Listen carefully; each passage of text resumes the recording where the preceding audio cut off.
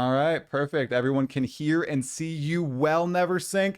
My first question to you is, are you excited about not needing to do as much work on the filter, perhaps in Path of Exile 2? Loaded question for the first question, but mixed feelings. So just to expand on that, when I started doing the whole filter work for PoE1, it was because I was very unhappy with the item system. Basically, I started it not because I was loving it so much, it's because I wasn't enjoying it so much. So I have like things like shadow myths and assassin's myths and all kind of items. I was just completely unable to remember what item was better and what item was worse. I found it very, very confusing. So I'm very happy that the new system is much more concise. I think in a modern game, this sort of overload of completely pointless loot isn't really good. And I hope that the new filter will be much more focused on just highlighting stuff and that they will be controlling the amount of drops in a much better way. So of course, it may even be the case where filters are completely not necessary. I don't personally think so, because if the game will have a booming economy, I think people will still want to have features like tiering, and potentially you still don't want to miss your off-screen mirror drops or something like that. So The sound effects too. yeah. But overall, yeah, I'm definitely, I'm content. I think, even if at some point this is something I'm no longer doing, I think I'll be totally fine. I have my full-time job, I have my girlfriend, I have my game project that I'm working on. I'm totally okay with that. But for the time being, I'm expecting that it will just be a lot less work. To be honest, Neversink, I don't think people could ever let you go from the Path of Exile community. Everybody thinks you are absolutely goated. You've saved, honestly, our hands, our eyes for so many years now. So at this point, I Thanks so much. truly, that's all I see. I mean, people, I'm not kidding, were as excited for me to talk to you as they were for the Jonathan interview. They're like, oh my God, you're talking to Neversink, the god? I mean, your name is synonymous almost with Path of Exile League launch. There's local identity, take my energy, and there's Neversink, take my energy. It's an interesting tradition. Yes. It definitely is. Thank you. So going into Path of Exile 2, right? I think one of the most curious questions is indeed how they are changing the item system. And one of those things is the fact that now white items might actually be useful. Do you see your filter perhaps highlighting certain white items as base types and like maybe even magic items instead of just completely filtering them out even at the start of early access? Yes. What do you think? So first of all, maybe to expand on that again, my plans for early access is at the very beginning of early access, I will either provide absolutely nothing or a absolutely minimal stub of a filter that will like highlight divine orbs and mirror shards and give like a sound to uniques, nothing more. Because to be honest, I don't have any data. I don't have any early access. I have not played PoE2 since we've been playing it together in OA. That means I don't actually have any data to work with. I don't have any experience to work with. And if you've played PoE1, you should know how many combinations there are. It's very easy to make mistakes. So the very first version at the early access launch will be maybe like a stub where you will get your divine orb sound and white red color for those orbs, and maybe a few highlights here and there. It will be absolutely minimal. In 2 weeks, around 2 weeks, I expect that I will make a highlight only filter. That means you can edit it on filter blade. You will have all the filter blade functions there, but the strictness system will not be enabled yet. That means you will be highlighting the items in a much more advanced way than at the start, but you will still see all the white items. It means, and then you can decide what you actually need or don't need for your build. So if you're, let's say you're playing a monk, you can then basically hide all of the white items you don't care about. And over the next like 1 or 2 weeks, I expect to onboard the strictness system. It's actually fairly easy to onboard at this point. It's more of a question of game knowledge. But I fully expect that players will want to see quite a few white items in the future. Hey, cat. Kimchi's being here. I gotta bring my cat over now, dang it.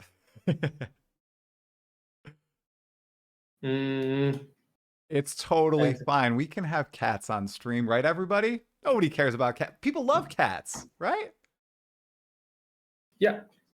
Cats are awesome.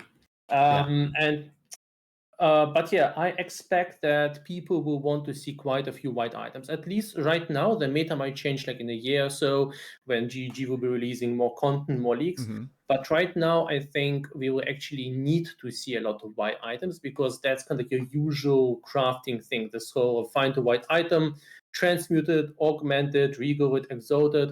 Now, to be fair, and I know I'm kind of stretching the time here, to be fair, I think this is potentially one of the weakest parts of the PoE2 review. I love pretty much everything about that, but I think this part is actually a bit of a problem because it reminds me of Crucible League. There's like a lot of bottlenecks. One orb is missing, you have trouble crafting. It's very, very clicky.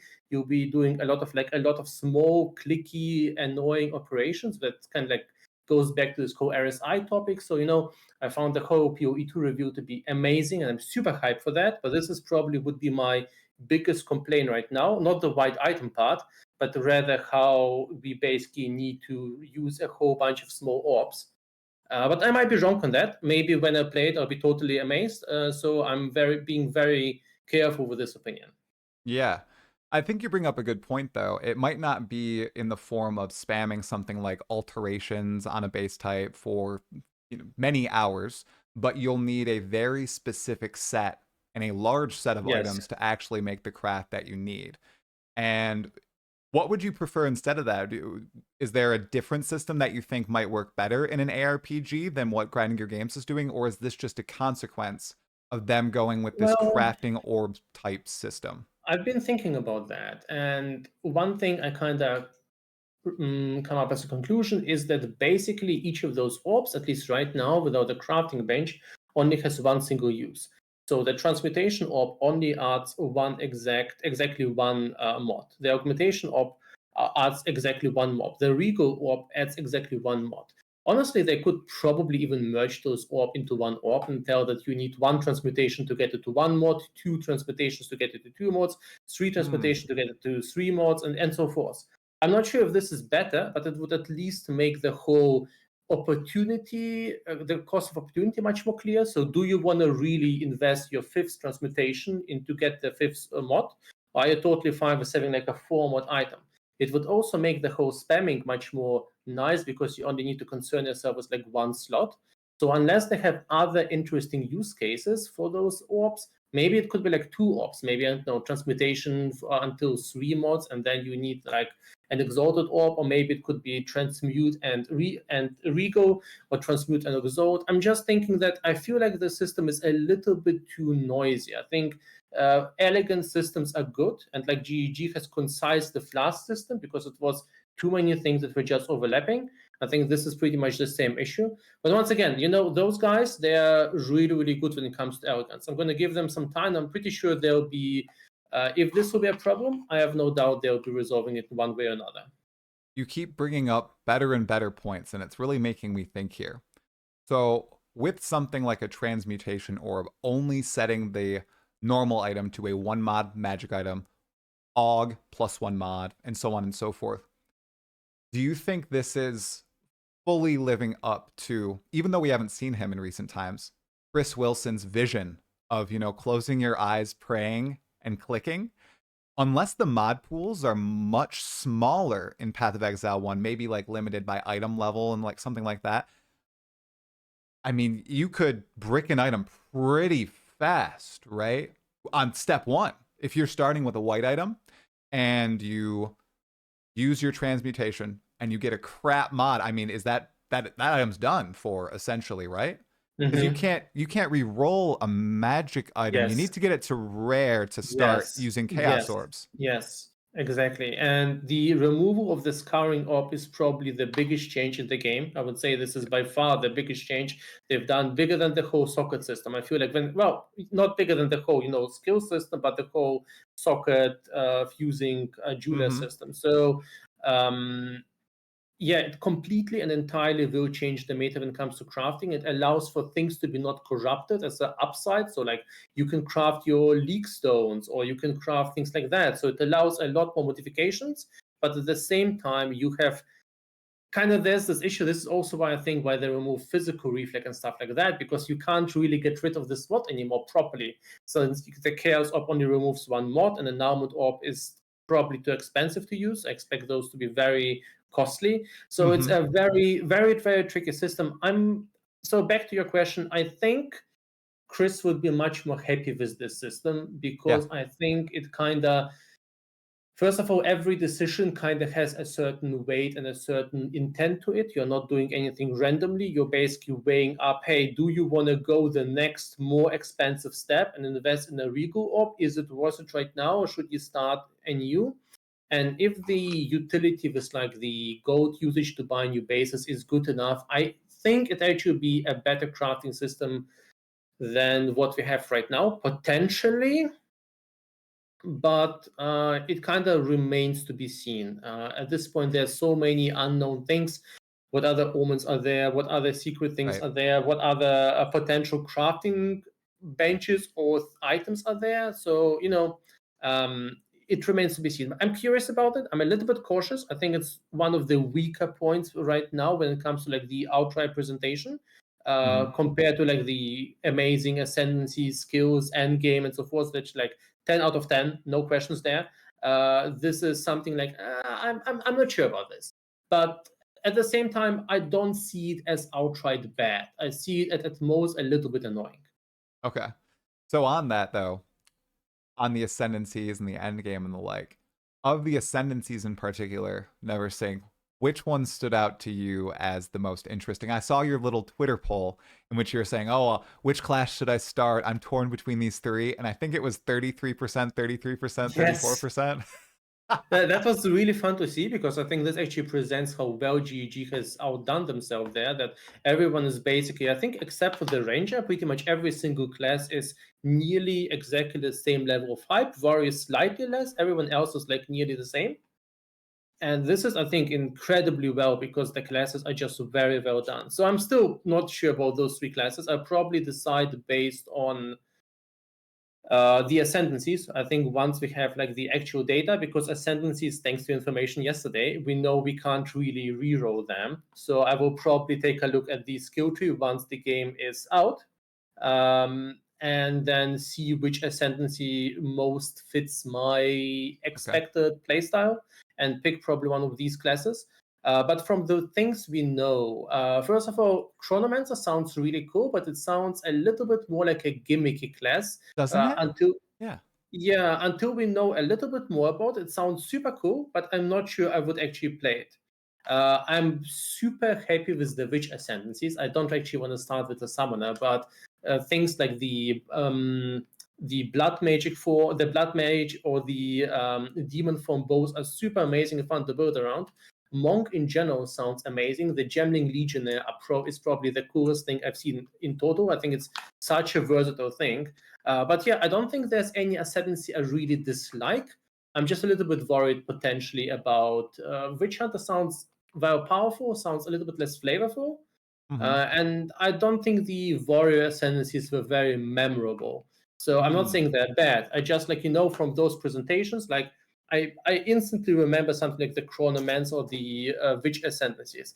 The warrior ascendancies are just less kind of amazing or less of a spotlight thing. Definitely, yeah. The witch ascendancies were quite thematic, especially Mm-hmm. demon form, demon dog, and the like, and the blood mage with the blood orbs that are spawning and the crazy life gain and the like. So, okay, many different webs based on what you just said. The one that I want to park on for a moment, and we're not negative. We're very excited about Path of Exile too. I know we just talked about crafting and how it might be a little tedious or whatever. The Ranger. I'm seeing Yeah. this a lot of places. Why do you think that people are a little off on the Ranger? Because I remember grinding your game saying, the Ranger, oh, it's the best. It's so cool. And now that everything has been revealed in total, people seem to be a little lukewarm about it. Why do you think that is? I've been asking myself the same question because I have played so many Archer builds and I usually love them quite a bit. But I think it comes down to multiple things. First of all, there was this one, it's a presentation we actually saw by Jonathan. I think it wasn't exactly a highlight, it was very slow. We were shown like one skill by one skill without supports. And I think people kind of got scared off because when I think Ranger PV1, I think like Tornado Shot, Lightning Arrow, ton of ballistas.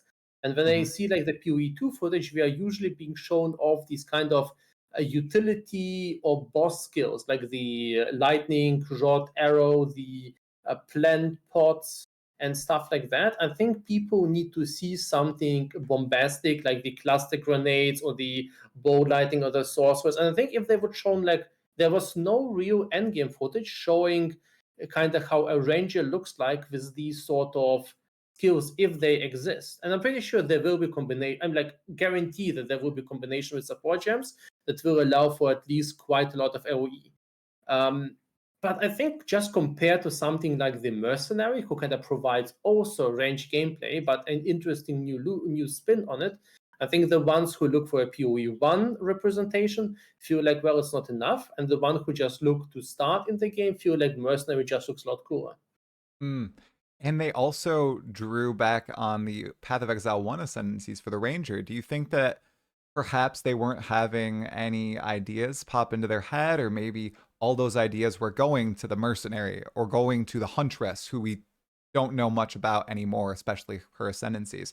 You think that's what might have happened? Maybe it's a little diluted, the Ranger, right? Mm, Or Maybe. I think you're onto something there. I think it might be the order in which they actually build those classes. Now, I don't know how they work internally. I don't know what kind of work style, agile style, whatever they do in their company. What I do believe is they've been working on the sentences partially one by one.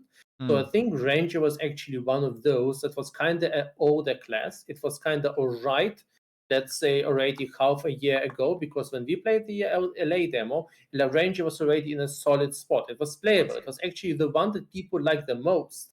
right. But back then, the other ones were the weaker ones. So they revamped those and just stuck to kind of safe choices. But I do believe you'll see some revamps there. Like, for instance, the Pathfinder Ascendancy didn't speak to me at all. It was very forgettable. And the flasks, maybe they're very powerful. Maybe they forgot to tell us there were some very important details, like the overflow of the demon form The blood is orb, like yeah, completely critical. yeah. But in the first sign, well, I can throw away my flask to make enemies bleed. Next, and this was kind of what I've been thinking in my head. This is not something that immediately sounds very interesting to me. So I believe they kind of go those things one by one. That's why kind of right now Huntress and Druid is kind of in the pipeline. And I do believe they will at some point return and say, okay, this is just not flavorful enough. How do we make this cooler? We need probably a bunch of new skills. I think we'll get there. But yeah, yeah. Okay. And I got to ask you too about the warrior, because if I could choose what I started, my chat is choosing because they did a sub goal thing. If I could choose what I was starting, I'd do the warrior, man. It looks so good in my eyes, but I love melee. I heard you say you play a lot of bow builds in Path of Exile 1. Is that why the warrior doesn't seem too enticing to you, or is there something else that looks off about it? Maybe it's too slow. It's really focused on those big meaty hits and seemingly blocking too with a Oh, shield. Warrior looks alright to me. Okay. It doesn't look very much off, so pretty much I always play a different build every league. This is basically my main rule. I pretty much never repeat builds because it also kind of helps with the knowledge of all the filter stuff to pretty much know the game very well. And I bring every build to as far into the end game as I can in like 2 or 3 weeks, and then I'm more or less done with the league. Anyway, that's off topic. And the warrior, so first of all, I think one of the biggest problems of the game right now is we only have maces in terms of melee weapons and then the staves. It's kind of Mhm. ironic that we have no axes and swords or daggers and stuff like that. It's kind of very, very funny to see that. They're And cooking. yeah, and I heard like I think it was a Viper who said in the Discord, in the PoE Discord, it's one of the GGG guys, and he said everyone in GGG finds the situation kind of awkward, but that's basically what we have to roll with. I think the mace attacks are some of them are very very cool. You have like totems there. You have the stun bone shatter thing where you can basically Mhm. trigger a stun, and there's a bunch of things that actually are very very important. But I think they're designed to be kind of like around stun, slow, and attack. But if you want something more of a aggressive side, like cyclone, sweep, cleave, all of these things, I think people are just won't find it there. And personally, I'm leaning more towards the second one, so I can actually see myself playing the monk. And I will probably play the warrior, but not as the first class. I don't think Right. this is something I want to experience as the first class. Yeah. So your first class you think will be the monk? Is that what you're leaning toward right now, or could it change between now and launch day, which is only It 8 days will, out? yeah.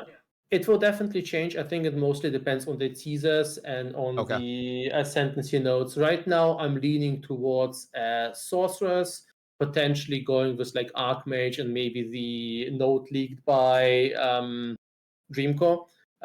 So there's some very, very cool interactions there that you could use. But this might change like 20 times. I'm like 20 times a day thinking, well, maybe mercenary. Those cluster grenades look very cool. I really They like the do. VSD thing. And then maybe Monk because I want to experience the boss fights like how they're intended to do and then freeze all the enemies. So it's like it switches all the time, but it'll probably be one of those three. Okay. Now, endgame. Obviously, you're excited by it. I think most players are excited by what they've decided to do with the Atlas and which systems they've decided to introduce first from Path of Exile 1. You've been around since before the Atlas existed in Path of Exile 1, right? So you saw the Yes. transition from Atlas of Worlds to War for the Atlas and so on and so forth. Could you just maybe, I don't know even how to vocalize this, could you walk us through how wild it is seeing a system wherein you just run one unique map over and over, or Dominus runs or Piety runs, transform into a three-dimensional landscape that is infinite, and you're exploring all this stuff endlessly in Path of Exile 2 compared to, the flat map of Path of Exile 1? Yeah, It, I don't see it as wild. I see it actually no? as a very logical conclusion there. So I think they actually learned a lot from their mistakes and from what they didn't like. So initially they started like with completely random maps as an end game with like random mods. Then they Mhm. said, okay, there's not enough context. We're going to introduce like a map player there, add the shape in the middle, and that will be cool. Then there was like, okay, we want to expand on the system because it's so successful. They added the Elder, and then they had like this insane system with the Elder Rings. I don't know if you know this one. I It's do. been it's been very silly. Then they introduced like Cirrus, and basically then we had the Cirrus Maven meta. And the Cirrus Maven meta, we had the situation that okay, you need like someone on YouTube explain you like for 30 minutes how to play right, so that you would like do all of those, so that you wouldn't break up your atlas. So they can derive from this situation. Okay, right now no one really understands what's going on. It's like kind of like it's nearly as complicated as Life Leech. So it's a highly complicated system. It's very hard to explain for new players. How can we simplify it to the point where it's actually much more playable and at the same time use as many technologies we have? Because what the wonder of the end game is, I don't think they programmed a lot of new things. I think most of the things they were already existing. So the system is actually using probably a very Delph-like algorithm. I think it's pretty much the same set of, not exactly the same, but it's just a set of processing steps that probably do use something like Voronoi clusters to detect those different biomes. Then Mm. this is pretty much exactly what Delph does. So they took the Delph map, created those keys, the waystones, detected the issue that, okay, this whole system was like different maps. It's too complicated. This progression with, okay, you need to progress in this way to unlock them in the most efficient way. This is too complicated. Having like nodes to increase waystone chance and completion bonuses, this is too complicated. So they try to simplify this down to as little. So they try to basically cut off the ways the player could hurt themselves by basically Right. leaving in as much fun as possible. Hmm. And I think they've been actually very successful there. This is something where GG is actually incredibly excellent by. They constantly analyze their system, and I'm actually going to assume, I'm kind of having the hunch that this is Mark's work. So, I very much respect many people at GG and most people there. Well, honestly, I don't disrespect anyone there. Should I say the one I know there is We know what you mean. the one I've been had the chance to talk to. They're very very incredible people. But I would say I probably would rank Mark the highest. I've been talking to him and see his work, and he's incredibly good at simplifying and merging systems in a more elegant approach. So this kind of way how he worked with like the trans gems, it's exactly the same way how he merged the scarabs. It's exactly the same approach they took with the PoE2 Atlas. I could totally imagine that it was his doing and his thoughts. Okay, this is how we merge those systems into a meaningful form, cut out all the fat and leave only the important parts. And allow it to be expandable by players Yeah, as yeah. well, with the It's way genius. that It's really the good. new tablets work as well. It just seems very intuitive as a Path of Exile 1 player, and I think even new people to the game, people from Diablo 4, people who've never played an ARPG, will come to pretty easily understand it if there's at least some semblance of onboarding, which with the Hmm. approach they're taking with Path of Exile 2, there must be. I mean, you played it in LA in March. At that point, they had the very basics of the skill demonstration system in place with who is it narrating it? One of the people working there, his name is escaping my mind right Octavian. now. Who? Octavian, I think. Maybe Octavian was narrating it. Yeah, and they were great. I loved them. I think that's going Yeah. to help so many new players. It's going to help me as well. Oh Are yeah. you a fan of all that stuff in the game? Do you think at all it's out of place or anybody will be jarred by seeing these Oh, videos and oh, stuff in game? absolutely. Absolutely. I think they could like the speech could be a little bit faster, but this is like my only complaint because I feel like they're very slow at explaining those. But otherwise, I think the whole features they've introduced to simplify the game are mostly a great step. Like Mm. suggesting the 9 support gems you should use, I'm going to be using it totally. I will not remember. I don't want to like read through 300 gems or maybe if the data gets data mined, I don't want to read like 300 gems and remember them all. I want to see, okay, these are the things I start with, and then my first place will be mostly focusing, okay, which of those 9 is my next one? Which of these gems looks cool? So I feel like giving people kind of a good way to onboard their first character is amazing, and adding like a little bit of a voice narration, I think this is great. I think overall, this is just really, really well done. Yeah, I'm And totally there's gonna more, yeah. go ahead. Oh, and there's things like I think what Jonathan mentioned yesterday that the recipes are gone, the vendor recipes. This is, I think, one of the best things ever. Some people were very protective of those. I think those were always one of the most counterintuitive things that were in the game. It's something that you deliberately needed to look up. I feel like the new implementation is just much more cleaner. I still look those up for the challenges every league, Yeah, every I don't single think time. they are exactly. They're kind of cool and very gimmicky. But if you want to attract kind of like a large audience, or don't want to create like a puzzle game, I don't really think this is just fitting to the core of a good game. Yeah, and the way Jonathan described it to me yesterday was that you go and you discover these in places of the world. He didn't say it explicitly, but that makes me think that there's all these hidden nodes on the atlas that hide these special crafting areas and the like where you can find them randomly, much like you can find the nameless seer in maps. And if you Yeah, happen to have the proper materials or the proper resources, you can use them. Or the next time that you find that specific map or whatever, you can be prepared. I'm very excited to find all those secrets. That is probably my number one thing happening to Path of Exile 1 right now. All the secrets added into the campaign. It just for me, I only play like one character a league and I max out challenges. hmm, And I love that. And the fact that they're doing that as a baseline, not only for the campaign in Path of Exile 2, but it seems perhaps with the Atlas system as well, is pretty cool. And the bosses never sink. Are you a big bosser? yeah. I try to. So this is something kind of my goal is I want to get to the boss and actually learn to play them very well. So right now I'm not someone Uh-oh. who's really great at them. So it takes me quite a while to learn them, but eventually I do get them down. So at this point, something like fighting Sirius or Maven is something I can do more or less blindfolded. But unless it's Uber Maven, then I'll definitely mess up the memory game. Mhm. But yeah, it takes me quite a while. So are you expecting Path of Exiles 2 Endgame will frustrate you, excite you, challenge you? Because everything is one and done now, man. I can't get that out of my head. How every fight could be like that first at least for me, that first Maven attempt of a league where you're bare bones on your Yes, character. You might not be doing a meta yes. build.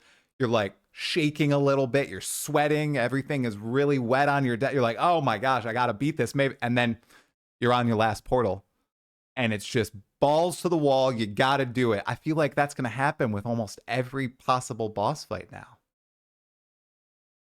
Well, this is another very interesting point you bring up, and I've been thinking about this quite a bit. So, I brought up my first point that I'm kind of worrying that the crafting is maybe a little bit too complex, too clicky.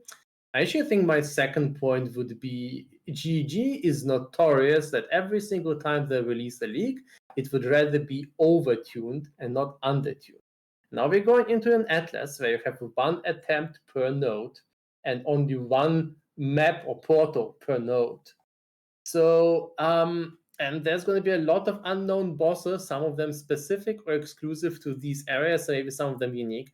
So, I'm kind of on the middle ground there. First of all, I think I'll be very, very excited because I'll be trying to build a character with some proper defenses. I hope I'll figure out a few approaches. I want to take it fairly slow. I want to explore the game. I don't want to rush things. I think I'll be having a lot of fun learning the moves on the bosses and actually taking down all of the content. And I think I'll be having the time of my life. I'm super hyped for that. That being said, I can actually see a lot of people getting frustrated because I think PoE 2 will not be an easy game, and I think it might actually be quite hard. But then again, we have things like Elden Ring. Who knows? Maybe this whole approach of no hand coding, you're too weak, go do something else, go get stronger, come back, is actually something that works quite well. Yeah. I think that it's going to, one, cause a lot of rip clips to Oh yeah. propagate across the internet, and two, it's really going to excite people with that. I think that's something that a lot of people may be missing in the modern gaming world, actually having some challenge in their game, and I think that Path of Exile is going to bring it. And maybe a lot of, I don't know if that's even true anymore. I was going to say a lot of Path of Exile 1 players who were very skeptical of Path of Exile 2, I swear, Neversink, it seems like they have been brought in. Mark, Yes. Jonathan, Grinding Gear Games have done it the past week. I don't post a lot on the biggest Path of Exile community a lot anymore, Reddit, but people are over the moon about Path of Yes. Exile 2 now. That was not the case 1 week ago. All right, Yes. Wednesday night, last night, the night before the reveal, Yes. people were still dooming. They were saying, oh my gosh, 3 acts, no end game. It's going to be bad. It's going to be broken. No one's going to like it. You're going to leave the game in a few days. And now everybody's like, oh yeah, I bought the $480 pack. You're, Like, you're you're totally right about that. This shift of attitude has been amazing, and it's kind of on all platforms. And then before that, it was very doomy. There's like, oh no, PoE is delayed again, and PoE 2 is just a rehash of PoE 1, and all of this stuff. And then right now, basically, there's like I occasionally post on Twitter. I find that platform very useful. So there's these couple of people there that frequently reply to my posts, and they always been in like 2 years, they've been completely negative about everything. I just feel bad about these guys because it doesn't really matter what I talk about. I might make a review of Diablo 4, of PoE, of anything. They will reply. There's always like a negative attitude towards everything, towards the game, towards GGM, so forth. And some of these guys, for the first time, I were nearly teared up. They made like a positive comment, saying that this looks cool and they're enjoying this, and I think they could play it and so forth. And to me, this was like, if you are able to take this absolute bow of unhappiness and hate and turn it into something positive that actually speaks about the quality and power of the presentation they've done. Now, of course, they actually need to now not to drop this bow, because they yep. actually need to not to kill the servers. The difficulty need to be okay, and all of the things they've shown need to actually work. I do trust them on most of these things. I'm not so sure about the servers, but we'll see. But they had enough practice. Yeah, we'll see. But Okay. I'm very, very hyped, and I think the atmosphere is outstandingly positive. Oh yeah. Now I need to get your predictions since we're talking about servers potentially dying. Steam charts. What do you think we're going to see on Steam alone? Easy. I think the peak on Steam was 2 60 something. Maybe chat, correct me if I'm wrong, but it was in the 200s, right, on Steam. Hopefully they'll help us out. I'm I'm gonna expecting go on. something Yeah, crazy. sorry. You go I'm first. I gonna don't want to go on. spoil. I would say that it will probably beat a million. This is something that is a very, very high number. So 500 for sure. It might be a million there. I think the level of hype is just so high. I mean, it's pretty much the game number one on Steam now. After Steam Deck, which probably doesn't count, it is very, very, very wish listed. It's kind of is breaking through. So PoE always had this bit of a niche reputation. It's kind of like Eve Online. It's this one game. It's kind of very complicated. It has a lot of flowcharts, a lot of tools, and you need to like learn a lot of that. And some of that is actually very true, and some of that is a Mhm. little bit overblown. But because the kind of the wonderful thing about PoE is the league system. So even if you kind of go into the game and you never played it before, you can still be on equal grounds to everyone and still can experience your own little story. It's not like you are playing an MMO. But PoE2 actually managed to do something. It feels like, hey, we're making this very, very cool thing that people have been hyping up. We are resetting that and making it available and playable for everyone. And you no longer need a PhD for that. And I think this kind of like resonate. At the same time, Blizzard did their best to actually promote PoE with Rod's wonderful comment. Oh, And yeah, I saw your video. I saw Asmongold's reaction. I think that's actually helped a lot. It's amazing how Blizzard keeps promoting GGG with like Diablo 3, Diablo 4, Diablo Immortal. Um, he's an but industry yeah, plant by grinding your yeah, games. Okay, Rod was planted in Blizzard by GGG. Did you see that in 2021, the official Path of Exile account tweeted out, "Good luck to Blizzard with their next yes, Diablo presentation. We wish them all the best." Oh, I just I agree. And honestly, I think they've been so yeah, there's of course cheap shots between competition. And yeah. GG also did some, like the Eine line and the PoE, so the Diablo Immortal comments, and honestly, well deserved. I mean, if you bring out something in Diablo Immortal, all you should deserve is the harshest criticism you can get. Mhm. But still, yeah. So overall, I think the atmosphere is wonderful. I think PoE is kind of now seeping into mainstream circles. I think a lot of Diablo people will try it out. So I Yeah. think the chances are that the game will be reaching 1 million, and we'll see how it will hold. But I think it actually has the potential to become much larger than it is right now. I completely agree, especially after 6 to 12 months of early access. When this Yes. game reaches free to play, oh, I can't even believe I'm saying those words. When this game reaches free to play and it's over double the content with all of the classes, all of the end game, all of the acts, all of the weapons and the like, I mean, it's going to be massive. And they're saying they're at 80% with a lot of this stuff, and they're just finishing up polishing. They decided to pivot and completely work on the end game, which needed the vast majority of the work. What are you most excited for to come into the game itself? Because it's the druid for me, just hands down. It's not even the druid, it's the bear form. Ever since I've seen that clip from ExileCon 2023 of it rearing up on its hind legs and then Yeah, slamming yeah, down yeah, across yeah, that bridge, dude, I think that is the most beastly Path of Exile yeah. 2 clip out there. What are you most excited for? Any class in particular or thing in Um, particular? so first of all, I'm very excited for like the second half for the campaign, but probably for different reasons. I think one of the coolest things they do with PoE2, and this has nothing to do with loot filters, is actually the redesign of the items. The items are much more juicy in PoE2. They have like interesting base abilities on them and so forth. And I think, all of these advanced and expert things, they are right now in PoE2. Those are kind of replacements until there will be real versions from X3, 4, and 5. Wait, 4, 5, and 6. Yep. So I think by adding those acts, you'll actually get a lot of new things to build your build with, like a lot of new implements and so forth. I'm very, very excited for that. But class-wise, I think I'm more excited about the ascendancies than the base classes themselves. But Ooh. if from the classes, I would definitely agree it would be the druid as well. I think it's one of the coolest thing. I think this whole combination of that one demo they've shown, okay, and now you can combine this all with this sort of trigger cast on whatever gem is, was like, okay, this I'm sold. I Give me think that that. a Titan bear form is going to be beastly. I think that's the ascendancy that deals with heavy stuns and slams. And if you can slap the bear form and all of its slam abilities together with that, oh, the combinations, man, are just gonna be wild. Now, if you're excited for the druid, wolf form, bear form, form number 3. I need your prediction. Roa, bug of some sort, like a spider, maybe something. Maybe they're doing a triceratops form. I mean, that would be wild. That is a very low chance, though. No, it is GGG, right? The GGG. So the way they usually do, they would try to do like 2 normal things and would try to do like something very exotic. So I think wolf and bear is a given. Now I don't think they can do an all beast without getting sued by Blizzard or something. But I can actually imagine them doing something like a dinosaur or a tree. I don't think it'll be something very classical forest related. It could even be something like some monstrosity.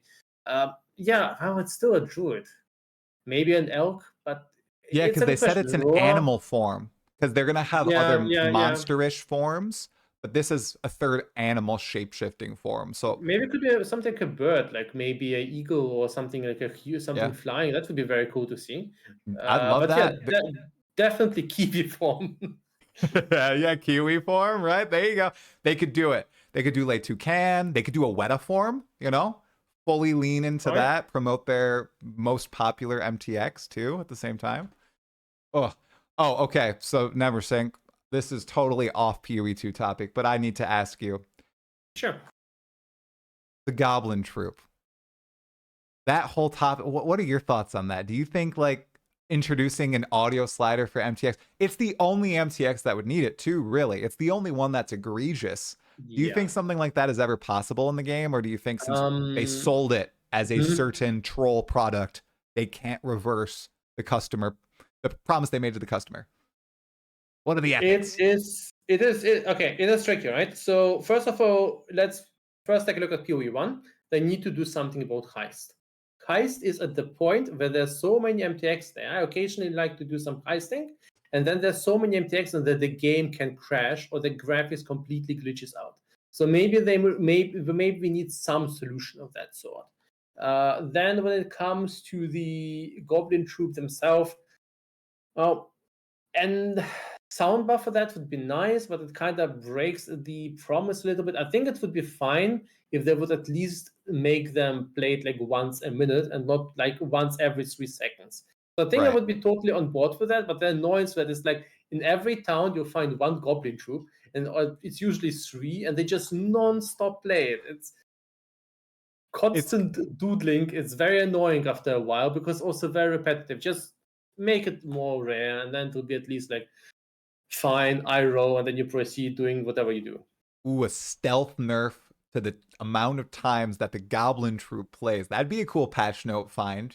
I'd love that because in PoE2, all the towns they seem so thematic and atmospheric. And Camille's music, I mean, you heard the Clearfell encampment, dude. It Oh yeah, was now now that I think about it, you get to a new town and it's all gloom and doom, and then those bastards are making those sounds. that's all it's Yeah, gonna be because the PoE community is gonna be like, ha ha, yeah, and get screwed. I can't even blame them that because honestly, I don't think I will do that, probably mostly because of being ashamed. But at the same time, I can understand the appeal of actually doing something like that. So I honestly think GG should probably do something like that about it, because especially maybe during early access or whatever, but during release like in X4, 5, and 6, that should be even more dramatic. I think maybe it would be good to remove those things from there. Oh, definitely. And apparently, Jonathan said it was just recently put on his radar. So maybe now that he knows, action will be taken, right? Let's hope so. Let's All hope they'll right. fix the biggest problem in PoE1. Right, exactly.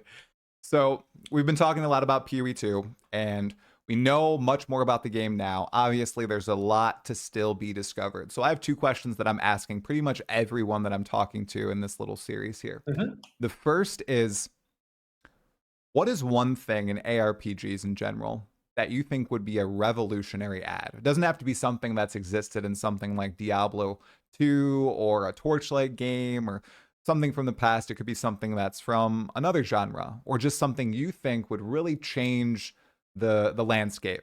Kiwi 2 is obviously trying to be the evolution for ARPGs. Do you think there's something that they might be missing out on at this point, given what we've seen so far?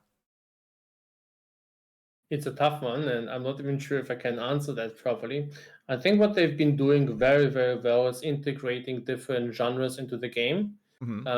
And they've been trying out little attempts like mounts and so forth. I think what they potentially could try to expand on. I'm really thinking that the approach we usually take to the whole inventory and item slot system, this is something that, in my opinion, is kind of dated.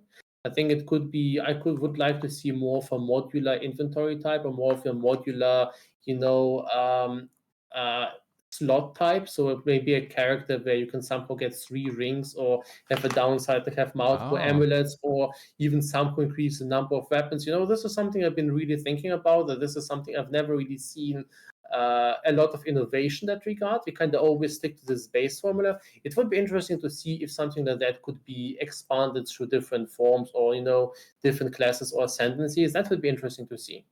yeah, an ascendancy that adds a third weapon set to your character of some sort. I could see the mercenary somehow getting that. The Gemling Legionnaire has A 3 mutant. extra gems, right? Maybe it's on the Gemling Legionnaire, man. It could be That one of would be those fun. 5 You, nodes, yeah, right? you have an additional ring. Yeah, exactly. On that, okay, the wild swings they're going with the ascendancies. We're going back into the episode, dude. Back to ascendancies. The rucksack on the Titan. Mark has taken a wild swing there. Do you think it's a W? Like, I mean, it's so interesting, right? But No. who's gonna take it? Are you gonna take? Who would really take that instead of something that So increases your power? one thing that there's one important note is that after the rucksack, there's a second node.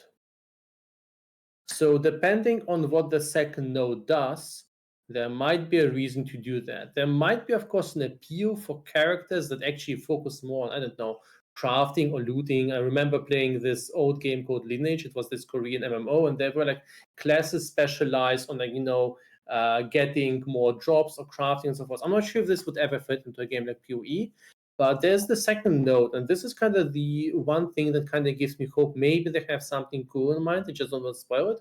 Otherwise, if it's not the case, I really don't like this decision. I feel like this should be just either a different system available there. That's kind of my preference, because I feel like maybe actually good for a game like PoE to have a little bit more quality of life. Or it shouldn't be there in the game to begin with. It's just another rucksack behind the rucksack Yeah. node. Oh 2 rucksacks total. no! Please I don't. I kind of agree with you. I think it would.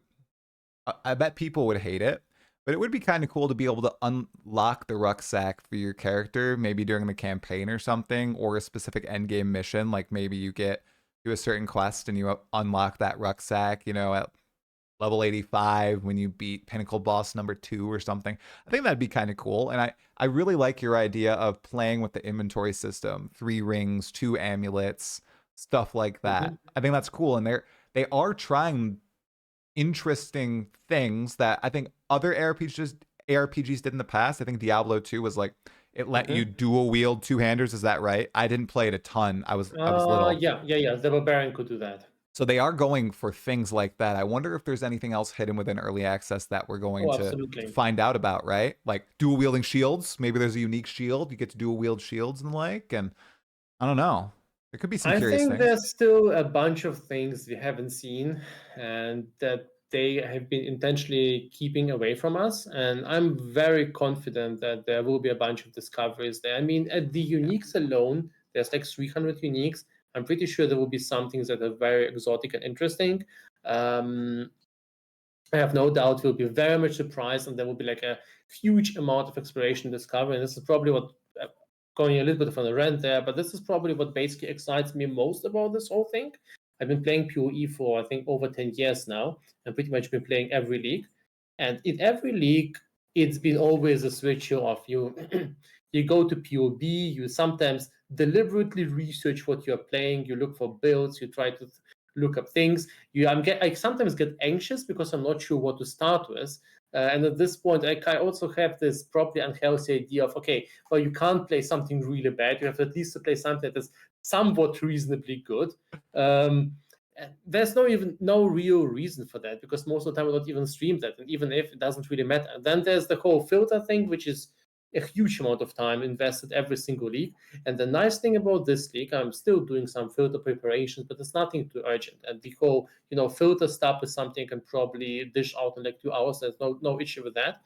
So this time I love the idea that we're all going in blind there. We have no idea what to do. There's a huge exploration phase. And I really, really am looking forward to this whole feeling of it's a new game.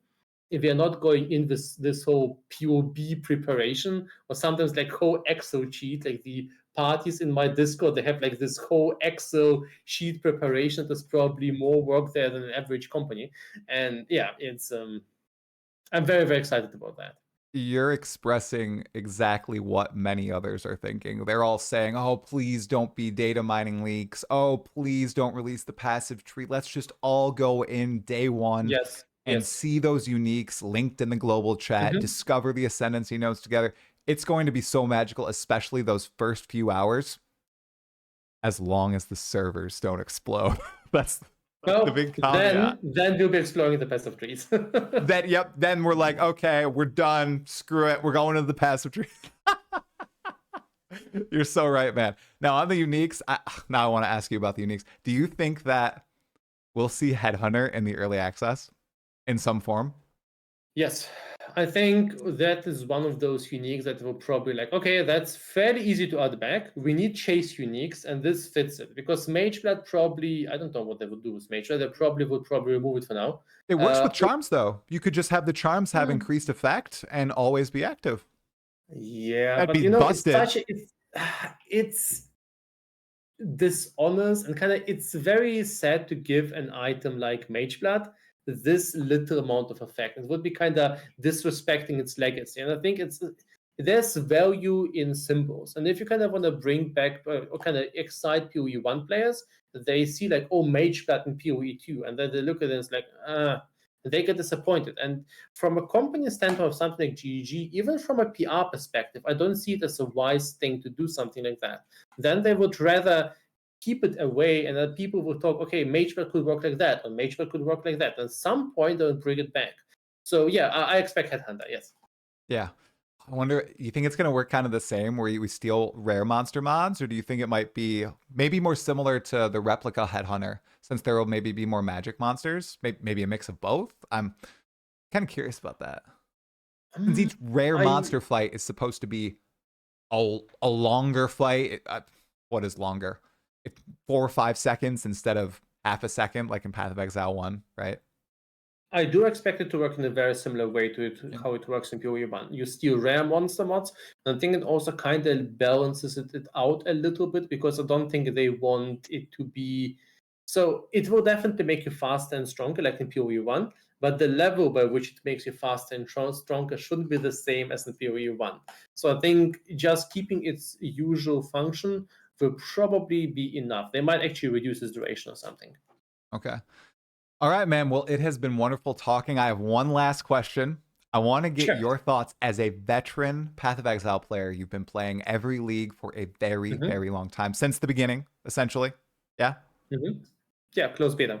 What is Mark cooking up as the hardest pinnacle content in Path of Exile 2? What is that boss in the prison, in the maze? Is it someone we know, someone we don't know? Is it Azaro? Zana? Who the heck is it? Do you have any guesses on who it might be? Because I think I'm going to walk into that arena for the first time. And no matter what happens, Mark is going to have a Cirrus die beam flying straight at my head, and I'm just going to obliterate. And I'm going to be like, oh, okay. All right, I see Mark. Looking objectively at the thing, there's very few hints there, but the whole structure and the color there could be related to either Delph or to Calandra. Calandra had these hexagonal shapes, and I can actually imagine it would be Calandra because we saw in one of the teasers this sort of a harpy woman thing for a very split second. It was a very old teaser, and it was never really brought up. Maybe it's some boss from a later act.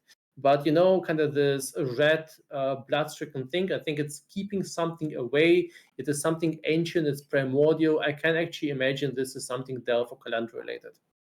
That's an excellent. I haven't heard anybody say Calandra, but you're so right about the hexagonal shapes in the fortress outline. It definitely could be. Well, that would be really cool because obviously Calandra League was missing that boss Oh fight, yeah. as we Yep. all remember. Well, Neversink, man, it has been an honor being able to sit here with you today and chat. Everybody thinks you're a legend. You've done great work for the Path of Exile community. And I swear, do not put too much work in those first few weeks. I will Enjoy not. yourself, man. It's going to be such a wonderful, I'm magical totally experience. planning to on gaming. Like I've never gamed before, and I don't think, and only after after beating probably the pinnacle boss or something, I'll sit down. Then okay, I know about the game. Time to dish out a filter. But we'll see how it goes. Thanks for inviting. I think the questions were very well prepared. Thank you for all your work and for your Jonathan interview yesterday and for your videos. It's been a pleasure. Thank you. Of course. Thanks, Neversink. Anything you want to say to anybody in the chat where people can find you? I mean, they know. They know Filter Blade. Yeah, they know Filter Blade. They can check out my Twitch occasionally. And other than that, I can only suggest you to log in hard and yeah, grind even harder. Have a wonderful night. Bye, guys. Awesome. Bye. All right. He noped out. Did he nope out? He noped. I was going to talk to him a little bit more.